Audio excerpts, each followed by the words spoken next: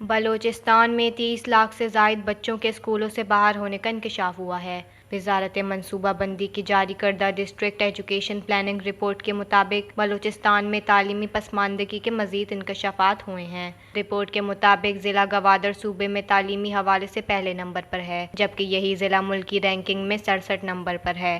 Infrastructure انتظامیہ سمیت تعلیمی سرگرمیوں میں پاکستان کے کمزور ترین اضلاع بلوچستان کے ہیں۔ اسی طرح کتابیں، اساتذہ، بلڈنگ اور دیگر سہولیات سے محروم اسکولوں میں بلوچستان کے اسکول سب سے زیادہ پسماندگی کا شکار ہیں۔ صوبائی دارالخلافہ کوئٹہ میں بھی صورتحال ابتر ہے۔ کوئٹہ نیو کہان میں ایک محلے میں اسکول نہ ہونے کے باعث بمشکل 10% بچے تعلیم حاصل کر رہے ہیں، اور یہ 10% بچے کئی کلومیٹر پیدل سفر کر کے اسکول پہنچتے ہیں۔ ماہرین تعلیم بلوچستان کا کہنا ہے کہ تعلیمی پسماندگی کے مختلف وجوہات ہیں، جن میں افسران کی کوتاہی اور کرپٹ تعلیمی افسران کے ساتھ اساتذہ کی شدید کمی بھی ہے۔ بلوچستان ایجوکیشن مینجمنٹ انفارمیشن کے مطابق صوبے کے اسکولوں میں 10 لاکھ سے زائد زیر تعلیم طلبہ کے لیے 52,000 اساتذہ موجود ہیں، جبکہ 18,000 سے زائد اسامیاں خالی ہیں۔ عدالت کے حکم کے باوجود 2019 سے ایک بھی اساتذہ کی تعیناتی ممکن نہ ہو سکی ہے، جس کے باعث بلوچستان میں 30 لاکھ سے زائد بچے اسکولوں میں تعلیم حاصل کرنے سے محروم ہیں، جبکہ اسکولوں میں صرف 43% سہولیات دستیاب ہیں۔